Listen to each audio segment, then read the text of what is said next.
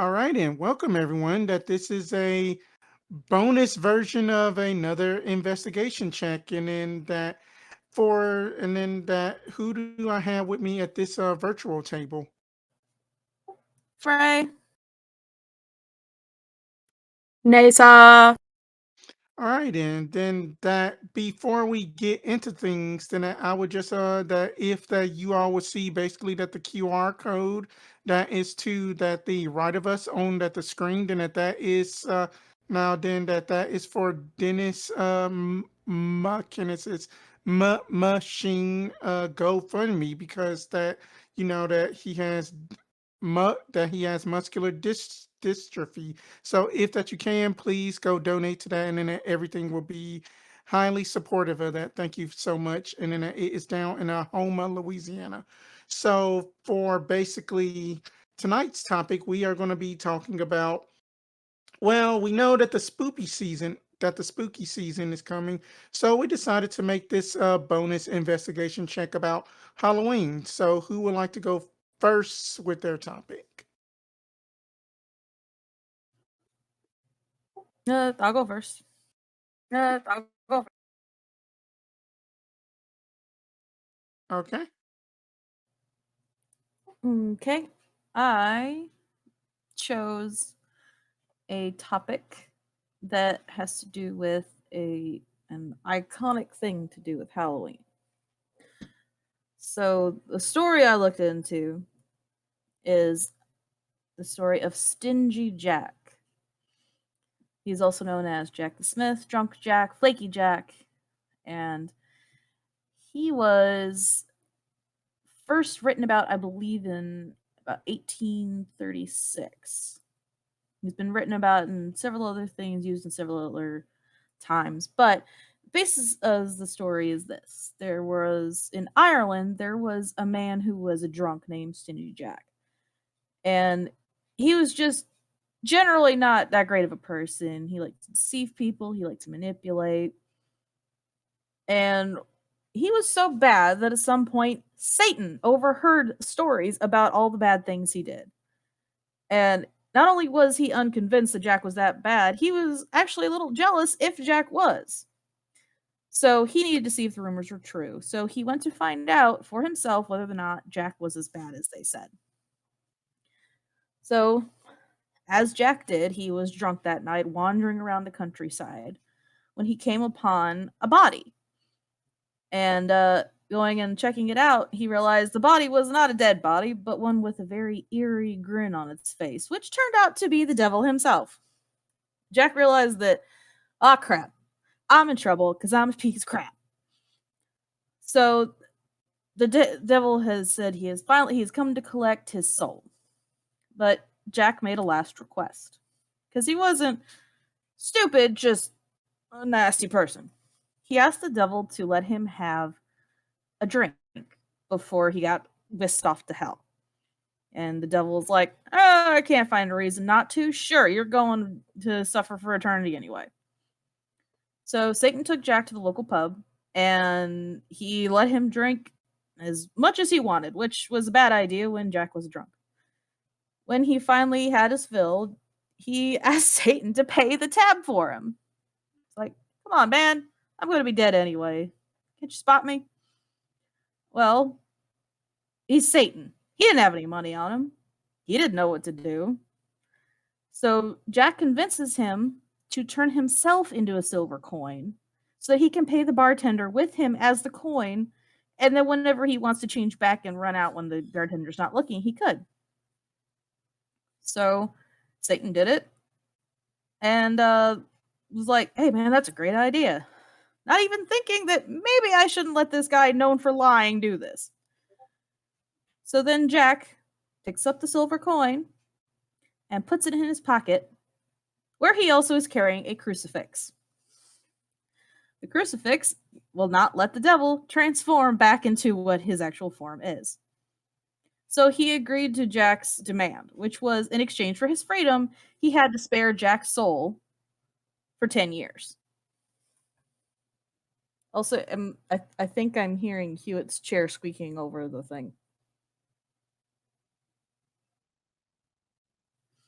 No, you're not. Okay, I can hear it. Okay, I could just hear it. All right. Anyway, so 10 years go by, and Jack knows that his time is coming. So again, he finds himself face to face with Satan. Satan's like, "All right, I gave you your 10 years. Time to come on." So he's like, "All right, all right, all right. I'm ready, but I'm really hungry. And it's the last thing I'm ever going to eat. Can I just like have an apple up in that tree? Just for old time's sake. I'm never going to eat it again." So Satan, not learning from the past, again says, "All right, fine." So he climbed up the tree himself. For whatever reason, I guess he was in a good mood to get Jack an apple. At which time, Jack surrounds the base of the tree with crucifixes. Satan is frustrated, understandably, at the fact that he is trapped again and has to acquiesce to another demand from Jack. So he made a second demand that he will never take his soul to hell. And Satan's like, "I'm stuck in a tree. I don't have a choice. Sure, man, whatever. I won't ever take you to hell." Scout's honor. Eventually, after Satan left, the drinking finally got to Jack, and he did indeed die. And when he died, his soul tried to get into heaven. At which point, St. Peter said, bet, you ain't coming in here. It's like, what do you mean? Like, you are a terrible person. Get out before I call security. So Stingy Jack turns around and says, I figure I was going the other place anyway. So he walks his butt to the gates of hell. At which point, Satan sees him and says, "Hey, buddy, we had a deal. You're not coming in here today." Even though he begs to be let in to the underworld because he apparently Stingy Jack really wanted to be in hell. Satan's like, "Hey, a promise is a promise. I'm fulfilling my obligation. You're not getting in." And Jack protests. "What am I supposed to do? It's dark up in the human world. I'll get lost." Says, "Hey, sorry about that, buddy." And he takes a piece of coal from the underworld and tosses it to Jack, who decides to carry it in a turnip that he happens to have in his pocket. And so he uses that turnip to light his way in between heaven and hell, never being able to go into either. And some say that the lights that we see in our jack-o'-lanterns on Halloween is actually Jack's spirit hopping from one to the other because he has no place to rest. Wow, that is very Wow. interesting. Spooky. So then that is very, very interesting to see that. So basically, that the jack-o'-lanterns are basically Jack's soul in some sort of limbo. Yeah, it's pretty much. And originally they did use turnips and rutabagas to make little jack-o'-lanterns rather than pumpkins that we use today. Really, that is interesting. Yeah, it's really weird to see them hollowed out and have faces on them. They look way creepier than pumpkins. That is pretty, so that that is a great way to start off. That it's a spooky investigation check, especially with something like that going on. Thank you. So that did you want to go next, Nasa, or should I? Uh, I can go. Mine's not terribly long. It's basically just looking at the concept of Halloween as a thin veil time period. This actually calls back to the pagan calendar, or what's called the Wheel of the Year. The Wheel of the Year has 8 primary holidays or turning points. The 4 of them are the solstices and the equinoxes. Solstices are when either the day or night is longer than the other. So spring and, or yeah, brain words, summer and winter solstices, and then the equinoxes are when the day and the night are roughly equivalent, like within a couple of minutes of each other, and that's spring and fall. The other 4 points of the wheel are what they call cross-quarter points, and they're roughly halfway between the equinoxes and the solstices. So there's one of those is Samhain, the October 31st midpoint between the fall equinox and the winter solstice. The concept of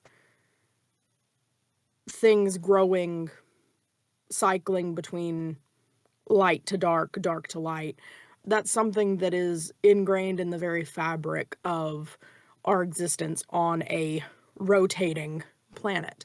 And you even get, like in the microcosm, you get it in such concepts and ideas as the night's always darkest right before the dawn, which is, it's platitude, but it makes sense, and it is true to an extent. The significance of Samhain, of Halloween in that way, is that it is the halfway point where up until now there's been like this holding out point of maybe daylight can hold on, but now you're literally in the one of the darkest corners of the year. Everything from October 31st to February 28th is the darkest portion of the year. And with that comes the concept that the things that thrive in the dark therefore have more power.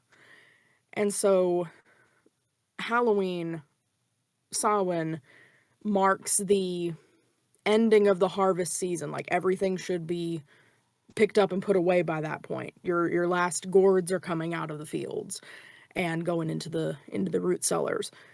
And so from this point on, you're technically indoors if you live in an agricultural type of earth-based society.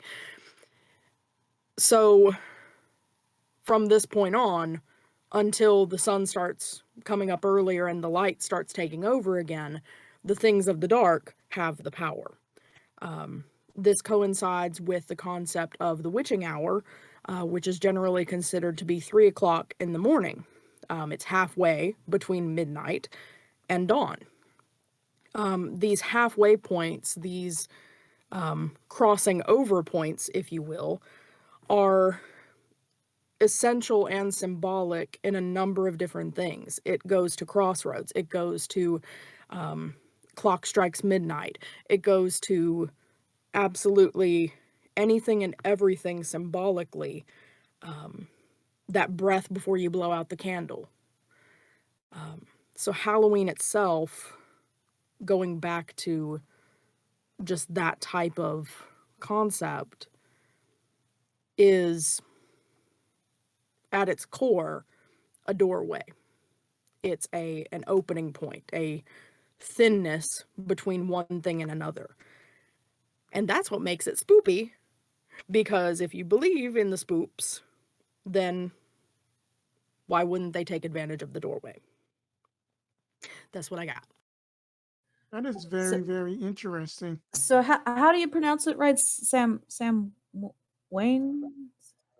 Samhain. Samhain. I Samhain. thought So until in recently I thought it was Sam Hain. Okay, so one of my friends is a very Celtic Irish pagan person, and she will always correct me on pronunciations, but what I've found out is whenever you've got an Irish type word that has an M, a B, or a D, or a T followed by an H, you're actually supposed to be blurring and slurring out that consonant. And so Samhain, Sam Hain becomes Samhain.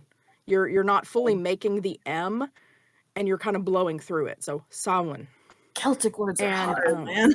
Celtic words are very hard. But yeah, it's pronounced Samhain.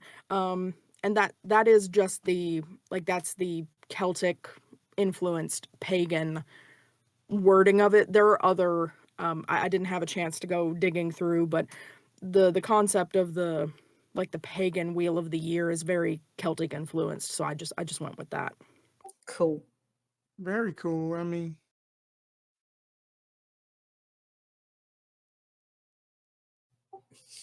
ooh, interesting. Well, now you commented on it, so now we have to repeat it. Yes. It, The it's kind of producer. awkward, producer, that you're saying things that no one can hear but us. Right. But so I guess then that I am going to Said be. that the word Neve in Welsh doesn't actually have a V, and then he was just expecting us not to comment on that. But he's gonna say things, and then we have to comment on it like some really weird in between. Oh wait, I am the in between. But anyway, so other than semantics and then silent, just like silent or else like disappearing letters, then that I probably will have the bulk and probably the most free form about it all. Why do we dress up in costumes? And after watching two videos and looking at like Wikipedia and like CNN articles, and it is a lot. So so basically, as everybody doesn't, if that you don't know, Halloween is on October 31st, and then, but the earliest reference of wearing costumes actually predates from Scotland in 1585. But then that they even may even like predate this for some odd reason, because that it is up in that the short it is a form of it is the form practicing of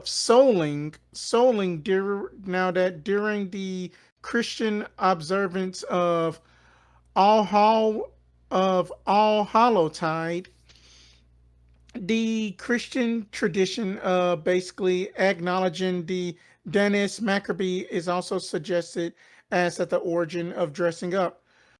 I mean that to be frank, dressing up is not basically restricted to just Halloween among Christians, but also then they did similar practice on Christmas as well. And then honestly that the history of it, kind of sort of is always up in like that this disbelief that it had came from like the supernatural, that your boogeyman, Candyman, like stuff like that. But it is actually from a Celtic festival that was held on, would you know, October 31st, to actually mark the beginning of winter, which is called the Samhain, as that we had basically had talked about in just Ireland, Scotland, at that the Isle of Man, and the Callan Gaff in Wales, Cornwall, and Brittany. That the festival had said to believe to have pre-Christian roots, and after that the Christian the Christianize God Almighty, that Christianization.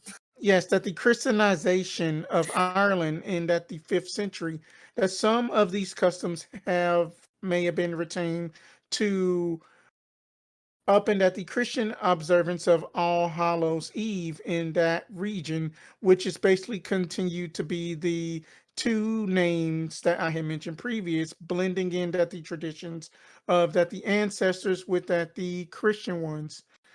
It was seen as a liminal time to basically when that the spirits of fairies and souls of the dead could just basically more come easily into our world, which had also had made the people at the time believe that something needed to be per propitiated to ensure that the people people, and then that their livestock basically survive winter. So essentially, that the roots of Halloween was that people basically dressed up to basically appease the fae, or else the shadow fail, or even that the souls of the dead, dead, so that way then that they can basically survive the winter. So from just at least the 16th century that the festival included mumming and guising, which had basically involved some of the first notations of people going house to house in costume or disguises, usually dancing, singing verses and songs to basically exchange for food. And may have been originally a tradition to where that the people had basically impersonated the souls of the dead and received offerings on their behalf.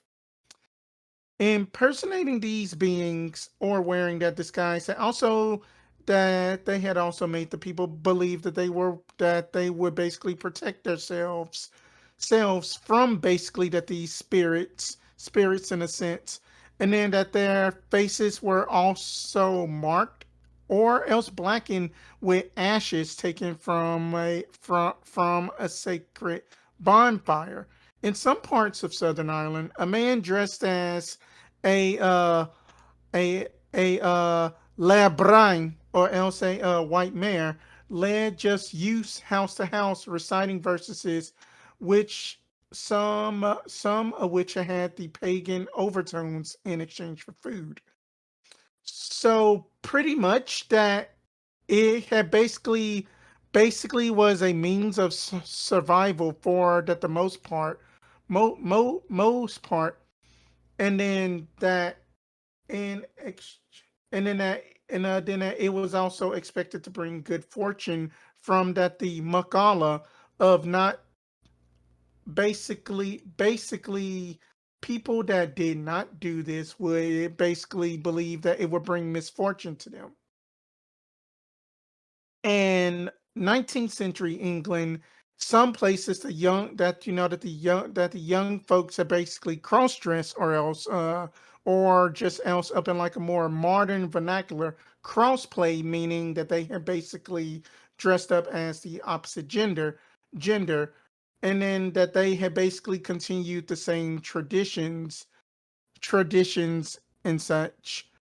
And however, up in that the more Celtic speaking regions, that they were particularly appropriate to a night upon which supernatural beings were said to be abroad and could be imitated or warded off by human wanderers. Any questions so far before I continue? Because it is a lot. No, continue. I don't have any. Okay. Alrighty then. No, I'm good. Sorry, my internet's going kooks. Okay then. Right. Right. So basically, then it was suggested that the wearing of Halloween costumes had developed the custom of souling, which is practiced by Christians in parts of Western Europe from at least the 15th century. At All Hallowtide, groups of poor people would go door to door collecting soul cakes, either as representatives of the dead or in return saying prayers for them. One a statement from a 19th century English writer said that it was used to consist of parties of, see, I had lost my place. Okay, here it is. Parties of children dressed up in fantastic costume who had went around to farmhouses and cottages singing a song and begging for cakes, often spoke as soul cakes, apples, money, or just anything that the good wives would give them. Solars typically ask for the mercy of all Christian souls for a soul cake.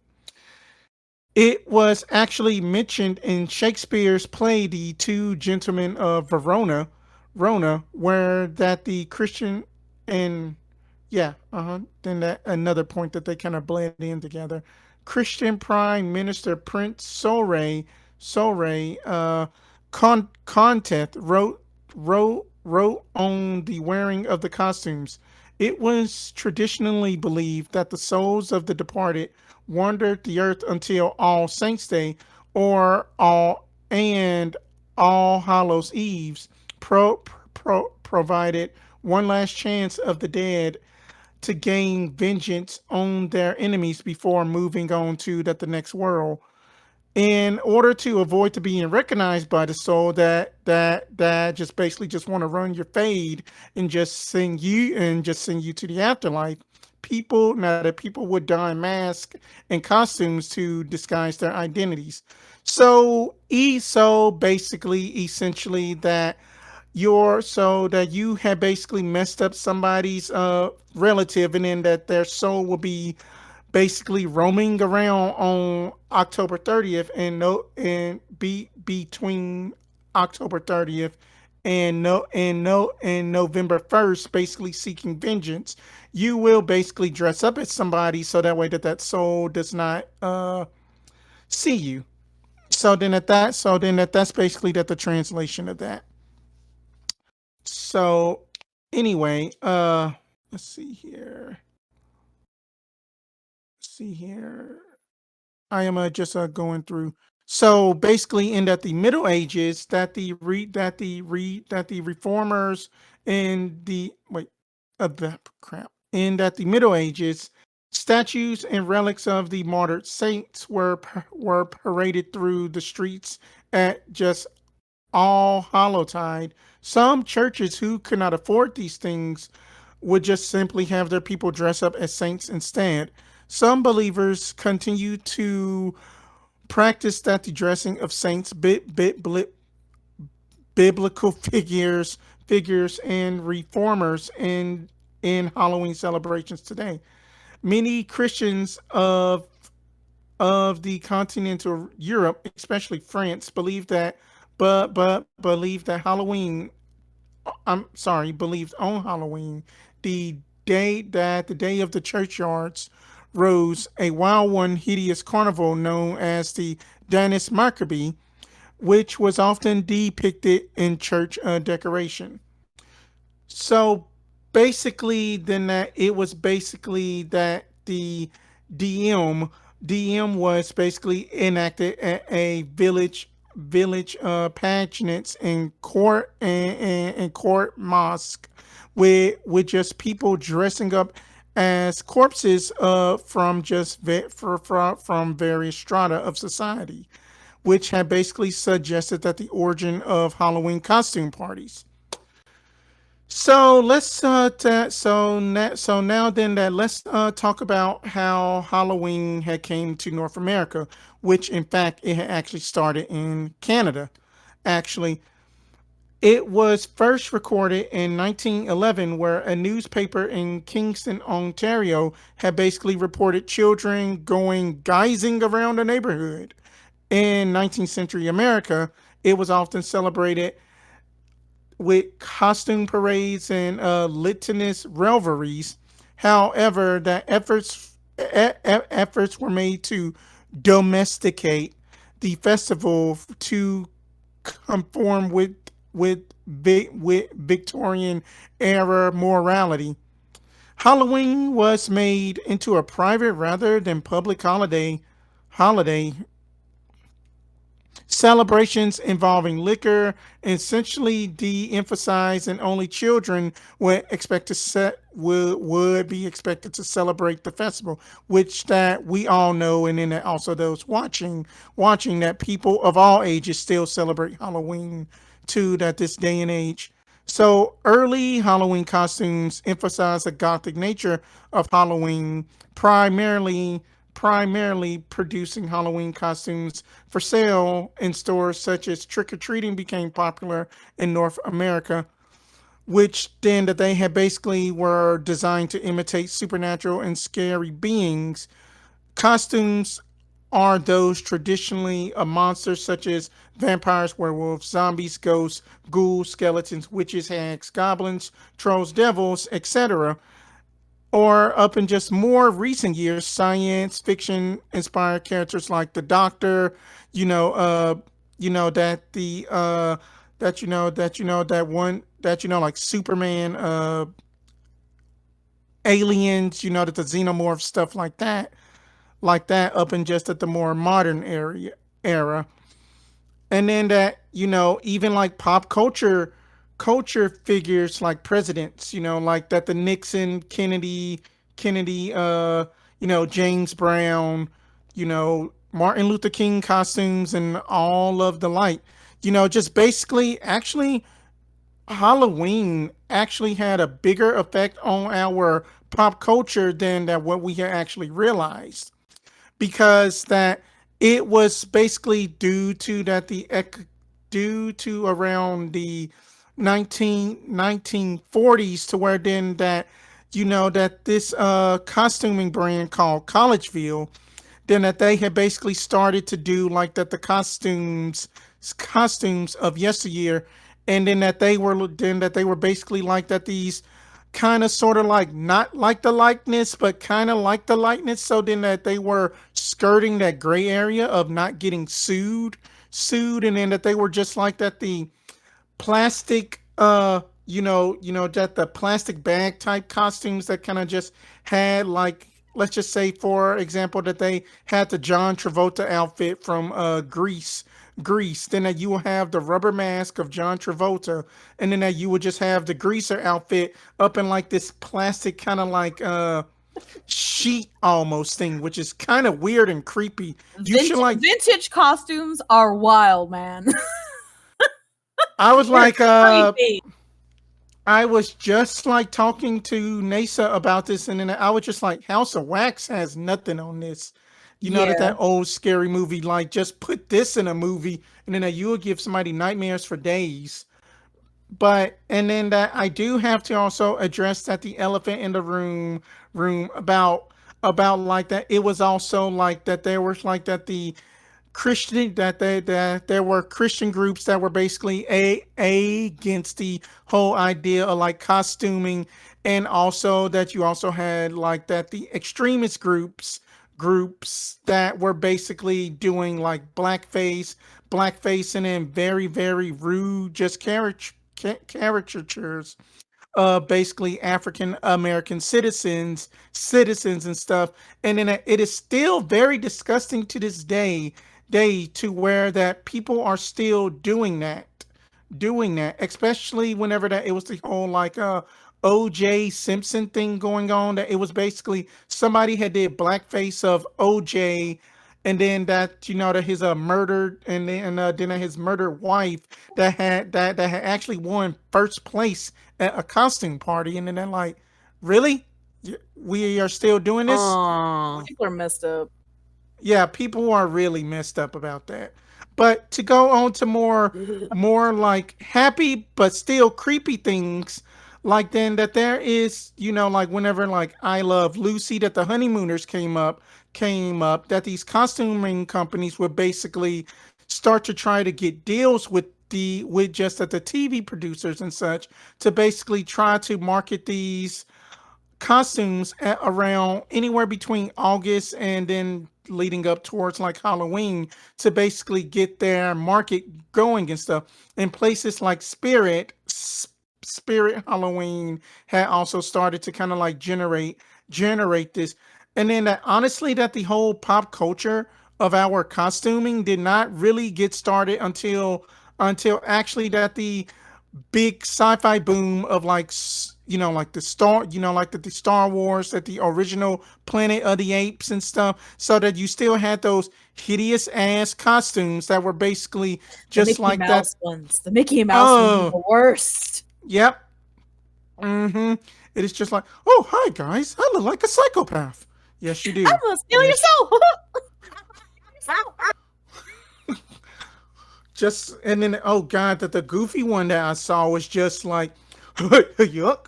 Well, I guess I'm gonna go on the murdering spree. I'm like, no, Goofy, Oh, you God. can do it again too. But it was just more so just like, oh my god, that like because it kind of like resurgence my first ever Halloween costume memory of being the Roadrunner, and then I'm like, I don't like this costume. I was That actually gonna ask that at the end. What we could all think of like our costumes that we remember as kids. But you can go. that was just, it was just like one of those similar veins, but it wasn't the creepy rubber filling Okay, mask. I was gonna say, did you have like a weird mask or? It was kind of like a weird mask thing, and then it just felt like I just put on like a blue bed sheet. Like, God. So basically, So then go on. Mm-hmm. I I think that. thought we were weighing in on I think that. Oh, costumes, that Oh, I like was early gonna we like early kid can now. costumes. That you know that we can now. That it is free if you're form. done with your part, Spence. I didn't Yeah, want to. yeah, yeah, yeah. I was just saying after you were done with your Oh part of the yeah, yeah. conversation. Oh yeah, because then I was just actually going to actually like kind of like to kind of dovetail this in nicely with just a more so like free form open discussion about how has cosplay basically had took away the notion of Halloween, and it's basically every day is Halloween for a cosplayer. Hit So up my Halloween game. So I was gonna say that it's not even just like when you mentioned like the Star Wars and everything else. Star Trek conventions actually had a lot to do with the upgrading of costuming really, in the late 80s and 90s. Yeah. Um, that was a big kicker was And they were people being mostly able started to by women. have a uniform shirt that everybody knows who and what you are, your rank in Starfleet and everything. Really easy prop and like applique type pieces like the ears for the Vulcans, the for or even like the Ferengi headpieces and stuff like that. So like Star Trek conventions in particular were kind of the big kicking point for getting cosplay kind of off the ground and running. And most were started by women. Indeed. interesting. As far as costume, like the earliest costume we can remember from our own childhood, when I was, I want to say 6, and my sister was 3, I think. My mom actually made us, like, she got some faux fur and she made us little bat costumes, like wings and like Aww. furry headpieces with the big ears. And so like we had a black bat costume and a white bat costume, and those were our Halloween costumes for a couple years, but it always sucked balls because they were fur, and we're talking about like in the South. Yeah, so you didn't Oh get God. Midwestern Halloween where you might have to wear a winter coat over your princess dress. Oh no. Oh no. We were roasting alive and sweating off our little cute bat makeup. It's cute though. It was adorable. Like it was, looking back on it, that is like life goals, but like it was so, oh my god, we roasted alive. Oh, Try the earliest costume.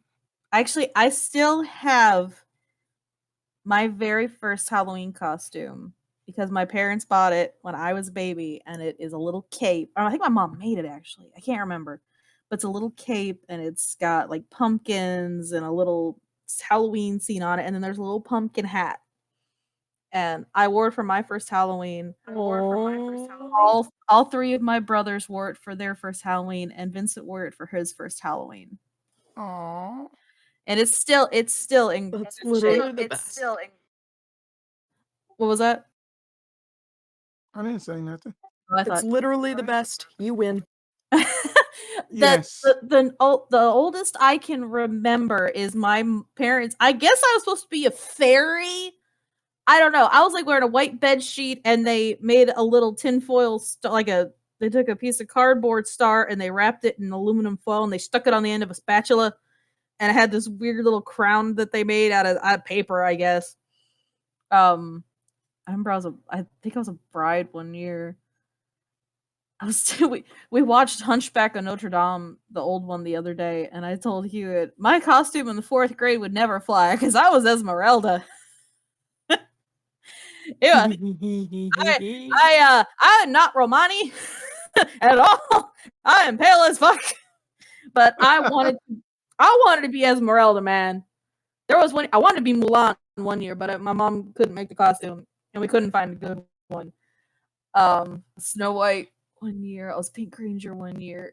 5th grade, my mom made our costume. She used a big box for both of us, and my brother was a candy ATM machine. Except, he took candy instead of giving it.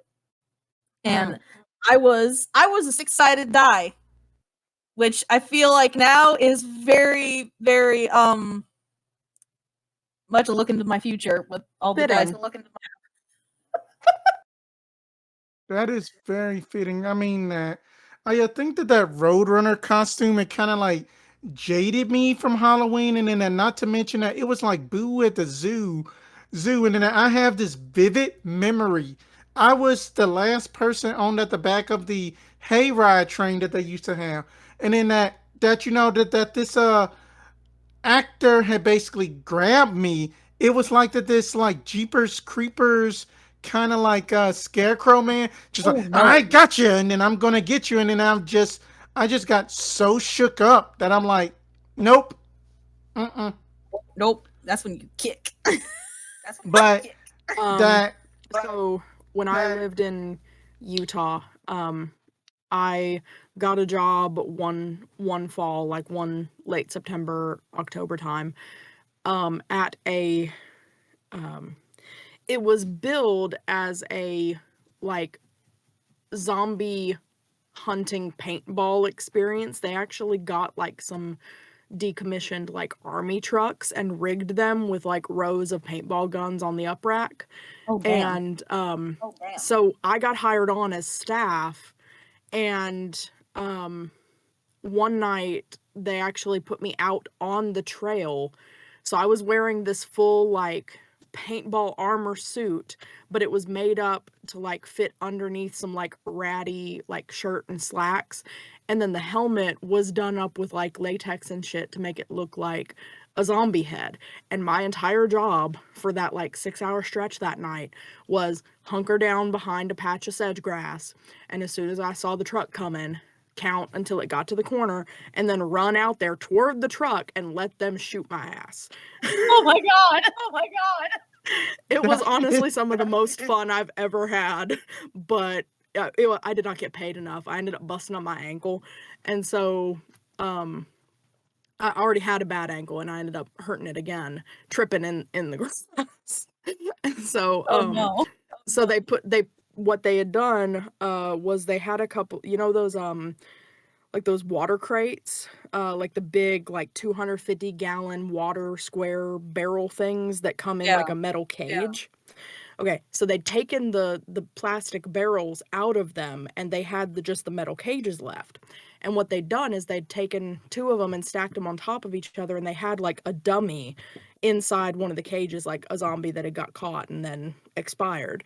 And so what they did is, after I hurt my ankle, they replaced me for the dummy. I went in the cage, and my entire job was wait until I saw a good group coming along. I had to wait. I could do it for just one person, but like I was supposed to wait until there was a good group, and the cage was set by like the queue area where they would be waiting to get on the truck. And so I would just wait, and whenever it felt like the right opportunity, I would attack the side of the cage. And I lost my voice every night because I was doing the whole like snarling gig to go with it.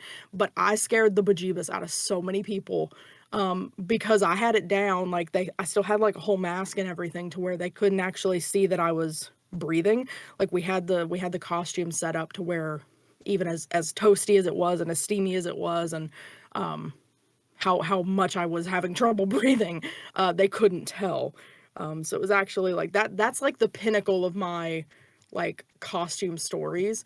But I don't get a lot of credit for those because I didn't have anything to do with the costuming. I was just the actor.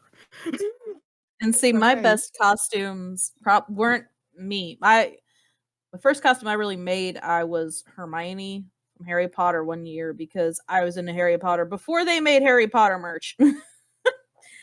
And but Amen. they're the best costumes I have made that weren't for cons were not for me. They were for my younger brothers. Because when I got into Kingdom Hearts, my middle brother loved watching me play it. Well, I think it was a couple years after the game came out. He said he wanted to be Sora, like really bad. So I said, you know what? Bet I'm gonna make a Sora costume. And I did. I made him Kingdom Hearts 1 Sora. I made the wig. I made him a Keyblade. And now you can go buy him at Spirit Halloween, which is bullshit. And then the next year, I had gotten into Naruto when it first came out, and he wanted to be Naruto. Well, of course, they didn't make Naruto costumes. So I thrifted a Naruto costume. The year after that, Kingdom Hearts 2 would come out, and guess what he wanted to be? Sora. He wanted to be Kingdom Hearts 2 Sora, and that one is way more complicated. He did not get a wig that year. It did not happen. We just said that Donald and Goofy played a prank and cut his hair and dyed it blonde. And the last costumes I really made for them, it was him and my youngest brother. They were Zim and Gur from Oh, Vader Zim.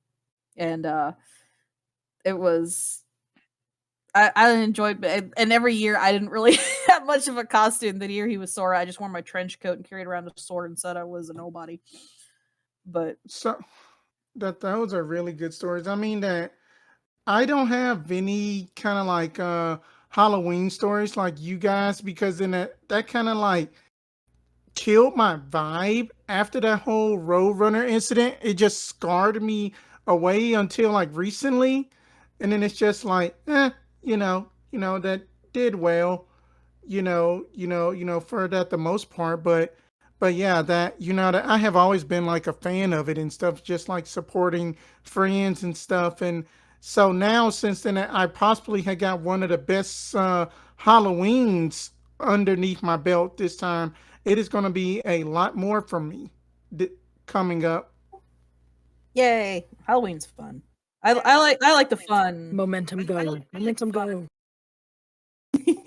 I don't like spooky. I like spoopy. I like the fun, silly stuff of Halloween. I don't like Oh being yeah. freaked out.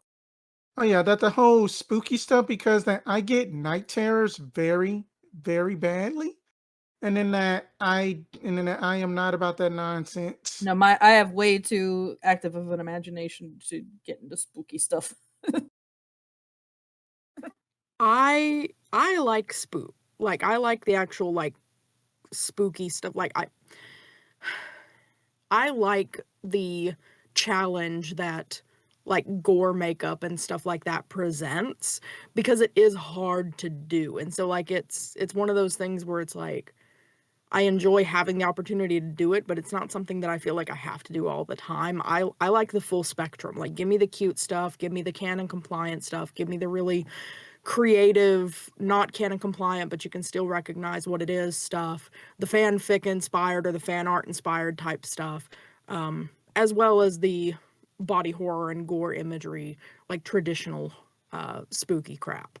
Like I like seeing what I've people always thought it'd be I've always thought it'd be really fun to like work in like one of these like professional haunted houses type things at some point, but haven't yet got around to being able to do that. So Oh yeah. And I do believe then that, with that we will call this that this investigation check with advantage a success, and then that we just want to make sure that everybody has a safe and joyous Halloween this year. Just basically y'all stay safe and stuff, and then that without further ado, that I am gonna have Frey do our socials, and then just basically say like what we got going on coming up.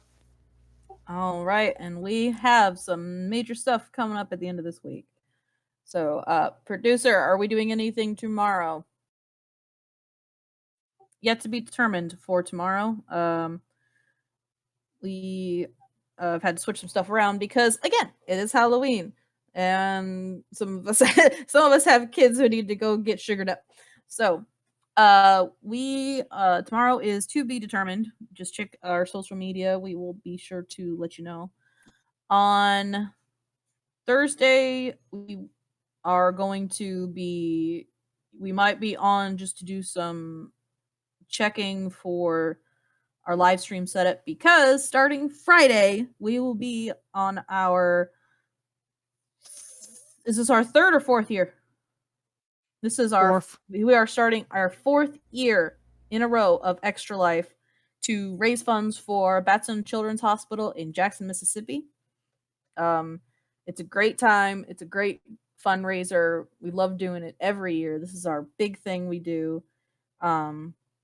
We will be playing from Friday night to Sunday evening, 24 hours in total, because we learned from our first year we are not doing 24 hours straight because we're too damn old to do that.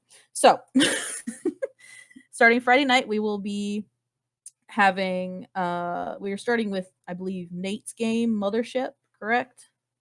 Mm-hmm. Mm-hmm. Read these things correctly. Hang on.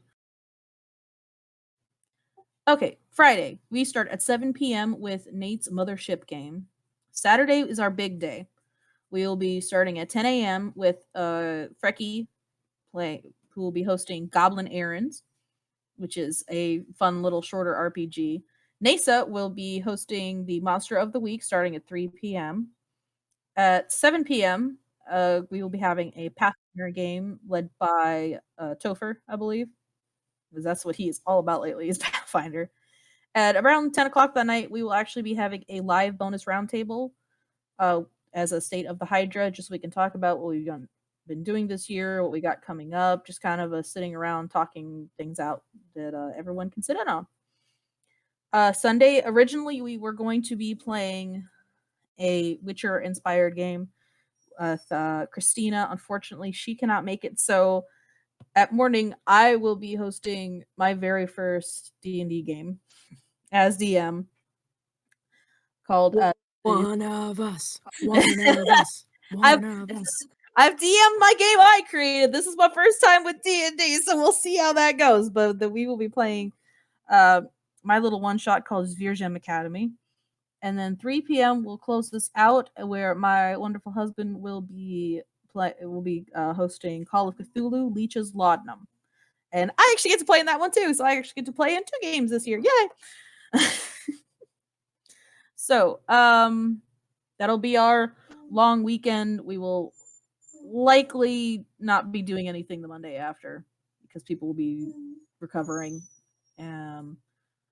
But that is the bulk of what we've got going on this week. So everyone stay spooky. Mm-hmm. And basically that you can find us all of our social medias. Sorry.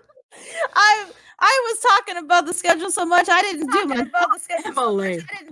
Emily, falling down on your one. You had one job. I had one job. One job. I had one job. I'm sorry.